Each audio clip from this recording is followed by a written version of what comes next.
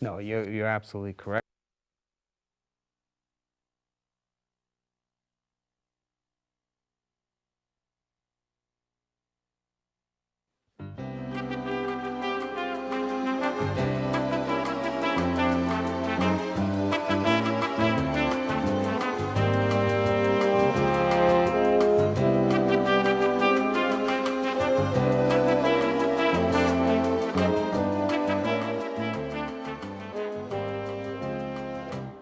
Well, good morning, folks. Good afternoon. My name is Robert Sear, the Seriously Fit Show, your host and guest. I have a special guest here with me today. But as you've seen some of my previous shows, it's related to health and wellness. And this show is particularly special to me and probably you folks out there, and I'm more than willing to share that. What we have here today is Mike Goyet. He's an author, and the book he writes about is pretty unique, and I'm going to share with Mike here an opportunity how and why he wrote his book, but I'm going to share a little bit in the show why it was so important to share this information with you folks out there. Welcome, Mike. Be here. It's great that you've written 2 books, and I've read both books, and most people don't understand that when you write a book, it's pretty in-depth in how it impacts people for creativity and imagine. As a health and wellness coach, a lot of times we're very folks that I deal with lead stressful lives, they're regimented, they don't take time to take a vacation. The mind never really relaxes. Right. And I found that I went through a tremendous amount of stress, and your books really made me feel very special in a certain way. And I think the folks that, if in chance that they could read your book, step away and create and imagine what the message is out there, because it's a very powerful message and it's very plausible. So I'd like to take a moment, have you explain, how did you ever come up with this ingenious message? We talking, your first book was Messiah, The Quest to Save Humanity, which I couldn't wait to read the second book, and you so graciously got to me, and the book of Revelations. And I understand that there's 2 more books that are going to follow that, and I can't wait for the third one to come out. So, Mike, tell us a little bit how this all happened to you. You know, it's just a combination of my love for science fiction, history, and religion. And through the years, you watch all kinds of movies, you read all kinds of books, and all of these things, to me, added to my interest. So, I started writing notes down years and years ago of what I would like to do, and sooner or later my wife said, why don't you just put it down in a formal form? So I started writing it down, and I reached a point where I said, this has some plausibility, it's interesting, and I'm going to pursue it a little further and put it in more of a book form versus a manuscript. So it takes place about 20 years in the future, and I wanted to write something that was a little upbeat. With all the stuff that's going wrong with the world today, it is necessary for people to have something to strive for. And this particular book takes place about 20 years in the future, and it is a combination of all of the bad that's happened from 9/11 to the point where the book takes place. And people are just tired. The world has been ravaged by war. There's no hope. Morality is down the toilet. Politics is corrupt. And as you see right now, everything that is political correctness is just gone haywire. So this book takes those 3 things and tries to spin it in a way that gives hope, because there's a pot of gold at the end of the rainbow. Well, you're absolutely correct, and without I found that I was taken as a reprieve to get my mind out of the day stress, and I think I shared with you that there was a time that when I started reading, I says, well, I wasn't quite sure. I'm very interested in those types of information. It got me to be looking at things from a whole different perspective. I was anxiously awaiting to go home, go to bed, open up a couple of chapters and read it. I couldn't put the book down, and to me, there was things in there I had to go research, because even though I know a little bit of the Bible, and I'm a geographic nutcase where it comes to exploring cities, the hidden cities and stuff, so I had to go find out if these facts were made up, and actually they're actual facts. So this is where it created my mind, the imagination, to say, wow, this could actually be true and happen, and you write it in such a way that it is exciting. Do you want to know? It's plausible. It's plausible. In reality, there's so much reality in it, and you're like, wow, okay, this could happen. This isn't science fiction we're dealing here. He's got actual cities, places, events that have happened, and you've put that together. It's pretty amazing, and I have to say, you've probably put endless hours in this. Yeah, well, it was a little easier than it would have been if I had to do all of the research for this one book. Over the years, I've accumulated a lot of knowledge and a lot of information, a lot of other research material.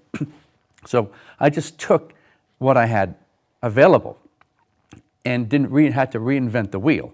So all of the information that I had went into the book. Right. But I did have to do some research on some of the more futuristic stuff. The genre is called speculative fiction, like the Da Vinci Code. Right. It's fiction, but there's some plausibility and some realism to it. Correct. Same holds true here. The facts, quite a few of the facts are scientific, are accurate. They're historical facts. And you know, I go into the Old Testament quite a bit, and to get some stuff that's obscure, but it's there for the picking, and you can just use it for what you want, that you're in. And I found that so interesting. I have to say, I went back, and it forced me to go back and open the Bible, and you know, it's those things that you take for granted is there. You kind of know about it, but it really forced me to create that open thing. And it gave me, my demeanor is wow, okay, there is hope for us in the world.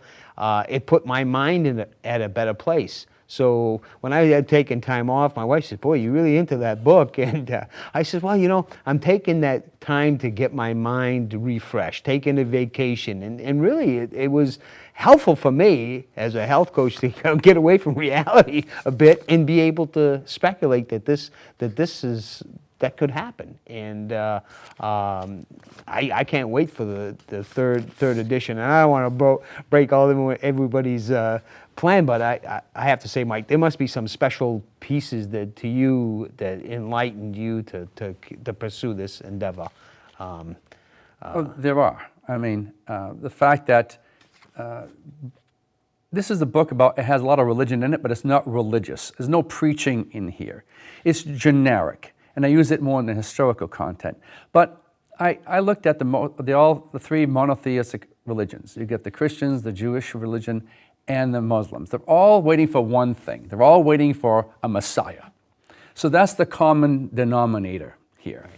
And some have been waiting longer than others. So I said, you know, with today's technology, chances are these people are going to wait forever. Maybe there's a way to speed things up a little bit. So we're using a little bit of genetic engineering to get into this final phase. And there's a little, you know, Indiana Jones archaeology going on with it, where they find some material that is perfect for this particular project. And there's a lot of old family stuff. So it's a combination of a lot of different things that bring it together to say, hey, let's get together and make a Messiah, create a biological person that's human, mostly, and to cure the world of its ills. And that's the exciting part, is the first book is making the soup, you might say, getting all the pieces together to come out with the end result. And I love how you did the whole Indiana Jones archaeology piece of putting that together, because I had to go back and research the site, because I'm thinking, hey, he made this up, but there is actually a town that, Kaifel, yeah. Right, that's true, because that is there, and there are sites. So I'm over there, it got me thinking about things. I'm saying, I don't want to feed the book, but I want to know, substantiate the facts and say, oh, wow, okay, that is true. Right. And it, and I was like, man, this, and even to the point where into the next book where you actually prophesize some of history that when you had to believe, when there's a part in the second book that you already thought about years ago, and right. this Just thing, dumb luck. and it's like, how did he know this? That point in today's world, it's almost prophesized that what you were talking about. And I was like, wow, close. It's Close pretty close. Right. And I'm like, okay, well, kind of part of me is engaged to say, well, we're hoping that Messiah does come in this fashion, because that's pretty unique. Because I love the way how you put it all together. It's an awesome read, and I can't say enough how it's made me think about life in a whole different perspective. And when people are depressed and in doom and in gloom, that weighs heavy on their health. And health to me is your mind, your body, and spirit. And I have to say, this book has kind of gave me a different perspective from a mind view, and made me feel a lot more energetic, in a sense that, hey, listen, we are not alone on this planet. And it got me to think in many ways, growing up here in Biddeford as a French Catholic community, having our culture and our ways of doing things, we've lived in a world and passed down generations and kind of got away. We've drifted as a society, drifted away from some of those cultures. In this book, you're kind of bringing people like me back and say, hey, wait a minute, we were created cultures of many, many years ago, and as the Bible taught, people taking different religions to different avenues, all with certain things, and you really bring that into play. I'm amazed. So, I know we talked about how much history and science, but it is at a level that I think is truly unique. Can you expound a little bit how? I know you said you've been putting these pieces of puzzle together. Writing a book isn't easy. As a fellow author and writing a book, it took years. I lived the journey personal, but you have something that you've basically, like you said, put notes together, and your wife basically coached you in to say, hey, listen, you can come up with a story. It's pretty ingenious that what you've done. The first one took a long time, but you have to pick out key people. And in the first book, Ezekiel, the prophet Ezekiel in the Old Testament, is a great character. I mean, you couldn't dream of an ideal candidate for a book by not using him. He was taken up to heaven in a fiery chariot, and he meets with the angels and talks to God, and he circumnavigates the earth. And he comes down, and everybody's in awe of this machine that he comes out of. So first of all, here we have, sounds like an alien abduction to begin with. Right. So, and this is all written in the Bible. So it's a real person. They never know when he dies. They know where he lived, but so there's a lot of questions surrounding this guy. So use him. And that's where it all starts, is someone somewhere has information that if we find his body, there'll be something in there, in his tomb, that will make things a lot easier, make things happen. Right. So by using him, he's a candidate that is mysterious and full of intrigue. Right. Then after that, you put all the other pieces together, like you have the archaeology part of it, you have the religious part of it, and you have the political, and that's where the little different stories. The first book is mostly for developing characters and personnel relationships. I really like that fact that you brought in real life people. I mean, we're talking Indiana, a family out of Indiana that's out there. Because Indiana's always been, kind of it's in the middle of nowhere. In the middle of nowhere. It's in middle America. Of all places to pick and choose, you got a family, and it's the day-to-day people that you really kind of connected, and it's like, wow. and you bring in Glasgow, and you bring in these so many other aspects from people and places. Just places. You go, hey, this is an interesting place. No one's ever brought this, Glasgow, Scotland. Yeah. Why? I don't know. Just pull it up. Yeah. And a lot of the people in the book are people that I know. Yeah. So they're actual characters. It's like my mother's family. Yeah. It goes back hundreds and hundreds of years. So it's easy to pull out characters and names that are real. Right. And a lot of some of my children are in there. But all the people that I know and that use their personalities to fit the characters in the book. And that's what was made the creativity to me, is I was like, well, that seems like a unique character. It's like, and I'm trying to think out that person out and say, wow, well, that's a unique person. But, you know, I know people like that. Right. And that's why it was like, wow, okay, so it really got you to think. And then your mind wanders. It makes you happy because some of the people that are coming to your life, you know, you can relate so much.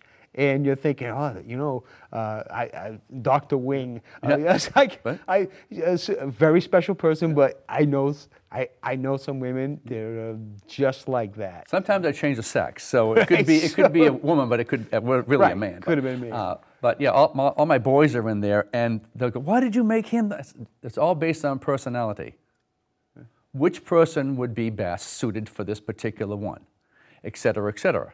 So they're all even. It's just that in the first book, sometimes there's one that has more of a prominent role, but that all equals out in the end. So everybody's happy, hopefully.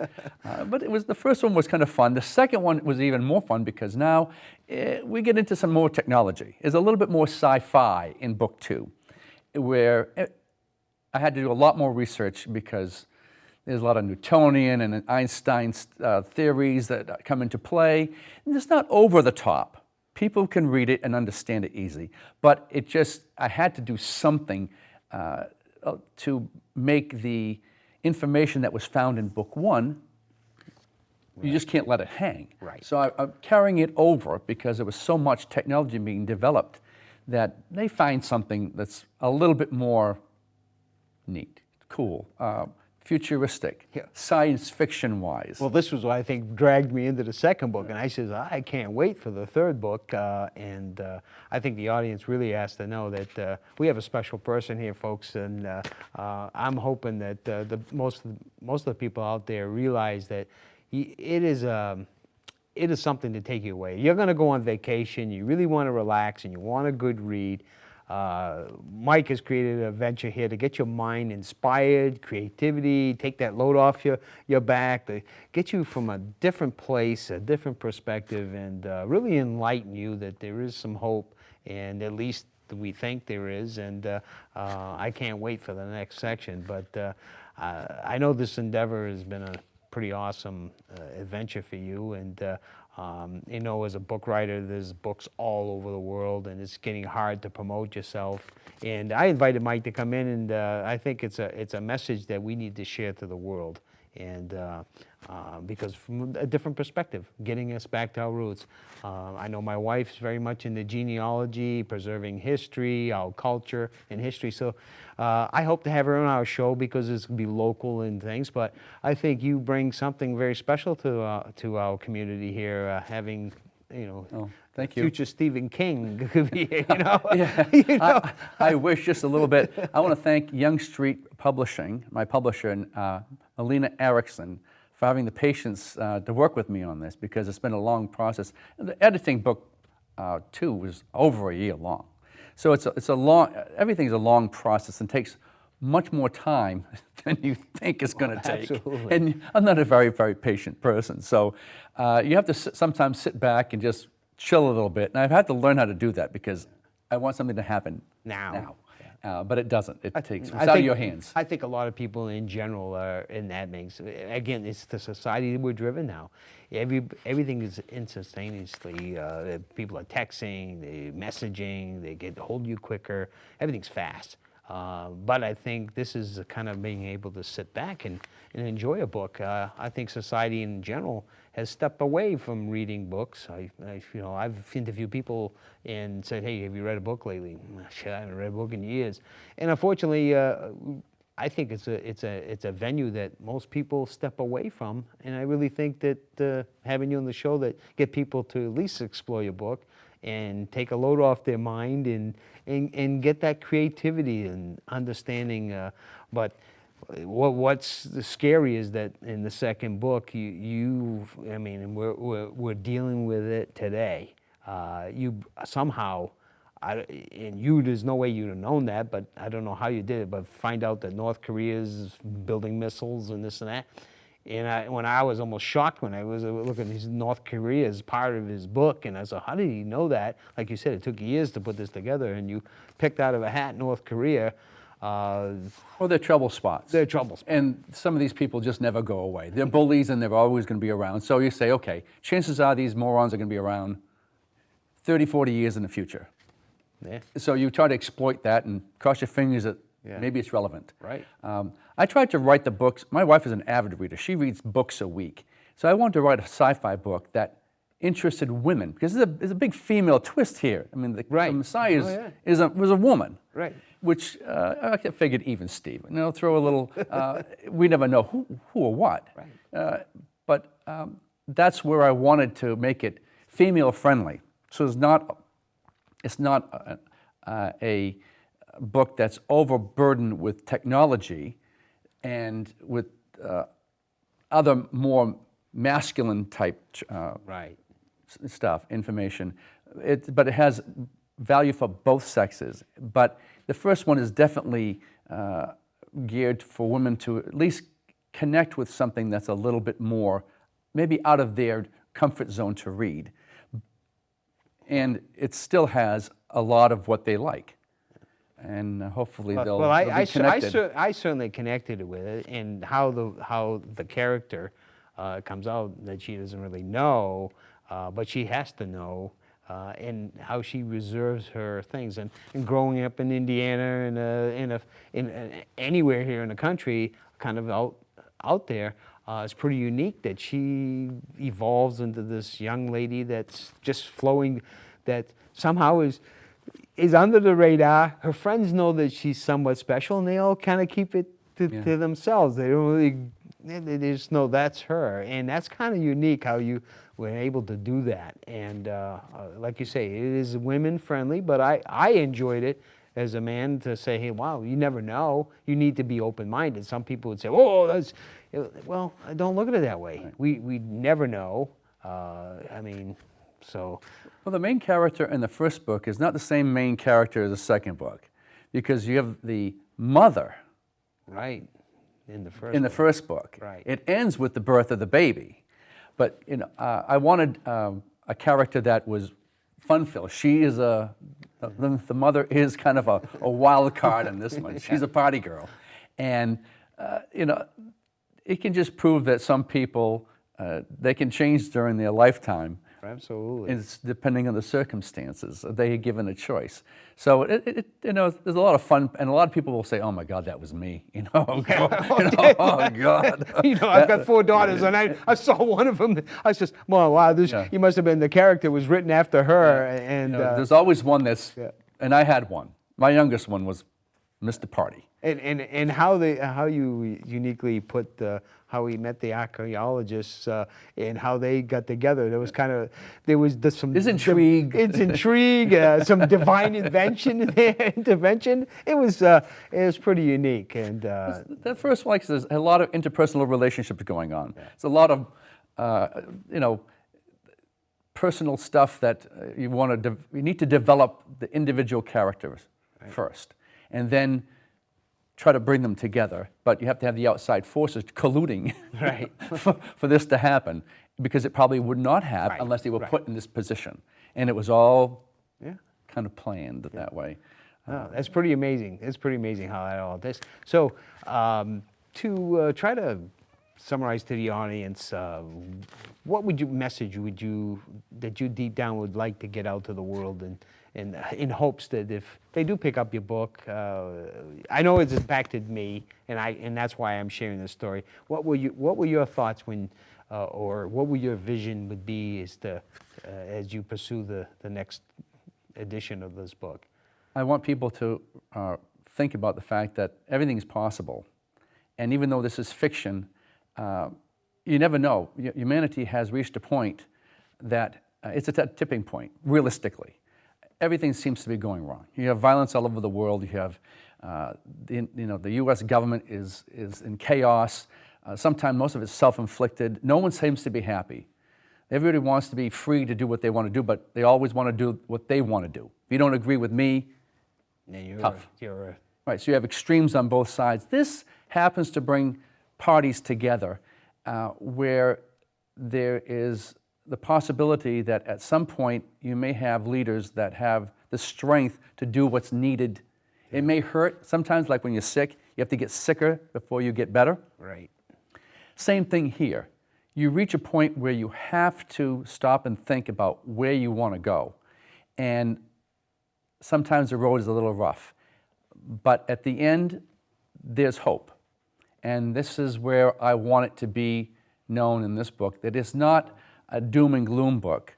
There's some fun in it, and if there's a happy ending, good. I'm not. You're not going to tell us. You're not going to divulge that. Even though the ending of the third book was written 3 years ago, and I'm trying to put everything together. There's a lot of hope that I bring into this book that I think that people would get something out of it that's positive. Great. To use today. That's awesome. So, well, Mike, like I say, any other words of wisdom that you'd like to share to the audience other than, hey, get out there, check out the book? If you like the book and you buy the book, please put a positive review on Amazon. There you go. We hope that they'll be the first one's in Sherman Books. And we're going to probably be doing Sherman Books and Longfellow Books sometimes in September or October. So it'll be available on Amazon, and I think it's going to be on Barnes & Noble. Good, good. And any local stores here that... Sherman Books has 5 locations. Longfellow Books is downtown Portland.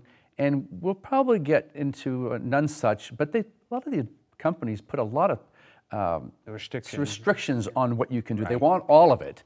And then, they can throw you out at any given time. So sometimes it's easy just to do smaller ones until you get a good following. Right. Well, what we may do is at some point in time, maybe we can create a book signing contest at the local library or something, and this would certainly get people to think about it, and maybe they want to come to see you in person. It's a lot better. Get their book autographed. I know it's pretty cool that you know that you never know what the future holds for you, and this certainly has been very impressionant on me, and I enjoy having you come on to the show and how it's made a difference in my life, thinking positively, because I see that it's plausible that there is hope out there, and I can't tell you enough how much I've enjoyed your books, and I love the world to get that insight, because we all want to spread the love out there, and love is a way of healing, and to me, your mind, your soul, spirit, your wellness, your health is all related. And this is one way that I share this show, Seriously Fit, is to heal your mind and think of getting out there creative, being all you can be. And I think a lot of this in your book has given me another perspective of life that I think as we grow older, we become a little more wiser. And I think you've taken years of this data and been able to formulate these books, and I look forward to being part of that. Maybe my character in that book there, because I'm a weird duck, but you ask my trucking friends out there. As people age, they also look for meaning to their life too. Right. A lot of people find religion when they get older, but a lot of people are looking for something that will give them something tangible. Right. And if they can get that out of this, even better. Fantastic. It makes them think. That's all they want to do, is use your imagination and think a little bit, and it stimulates your mind, stimulates your body, and it makes you a healthier person for it. Absolutely. Mike, I want to thank you so much for coming on our show. This is the Seriously Fit Show, and author and hope to be big-time author, Mike Goyet, and give you folks out there, check out his book, and like I say, put a review on Amazon. You read it, you're gonna love it. So Thank you so much, Mike. Thank you. All right. Appreciate it.